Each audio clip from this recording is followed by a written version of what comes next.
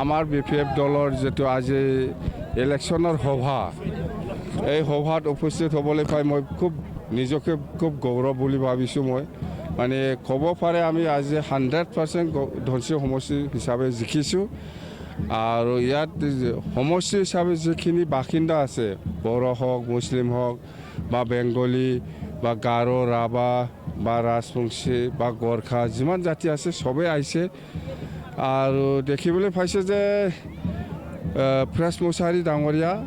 গোটেই BTC অঞ্চলত সবতকৈ বেছি ভোট লৈ পেলাই জিকিব নাকি এইটো মই দেখিবলৈ পাইছোঁ মুঠতে খুব ভাল জিকাটো জিকিবই কিন্তু কিমান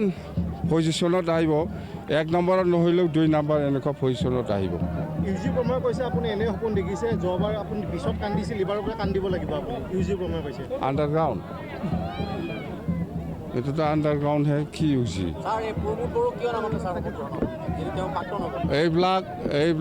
এইবিলাক কোনোবা ইউজি কোনোবা চন্দন কোনোবা খাম্পা কোনোবা প্ৰমোদ বড়োৰ কথা মোক বুজি লাভ নাই ইহঁতৰ কিবা উত্তৰ দিব লগা বা ৰিপ্লাই দিব লগা মোৰ নাই মুঠতে 22 তাৰিখ ইলেকশ্যন হ'ব ইহঁতে হাৰিছে 100% আৰু চৰকাৰ আমি BPF কৰিছে ইহঁতে আজিৰ দিনত যাতা বকি থাকিব পাৰে যাতা বহি থাকিব পাৰে কিন্তু ইহঁতে যেনেকুৱা পইচা খৰচা কৰিছে সেইটো লাভ নহ'ব মই অপেনলি কৈ আছোঁ যে UPFৰ পইচাটো খাব লাগে সবে খা কিন্তু ভোট দিয়া সময়ত নাঙলত দে এইখিনি কথাটো মই সকলো সমষ্টিত মই কৈ আছোঁ মুঠতে আমি চৰকাৰ বনোৱাটো 100% আৰু আমি আমাৰতো বেছি দিন নাই 3 অক্টোবৰত আমাৰ চৰকাৰ শপত গ্ৰহণ হ'বই খাক আলহী মাতিব লাগে মই কৈ দিছোঁ আপোনালোকৰ ওচৰত চিঠিটো মই গভৰ্ণৰ ডাঙৰীয়াক দিছে চিফ মিনিষ্টাৰ ডাঙৰীয়াক দিছে ইহঁতে আহিব বুলি যোৱাকালি ৰিপ্লাই দিছে গৌৰৱ গগৈ কংগ্ৰেছৰ মানুহ কংগ্ৰেছৰ কথা ক'ব বিজেপিৰ কথা ক'ব UPFৰ কথা ক'ব কিন্তু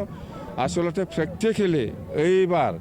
BTC নিৰ্বাচনত সকলো জাতি জনগোষ্ঠীয়ে BPFক সহায় কৰিব আৰু ময়ো সকলোকে সহায় কৰিম বুলি মই প্ৰতিশ্ৰুতি দিছোঁ কথা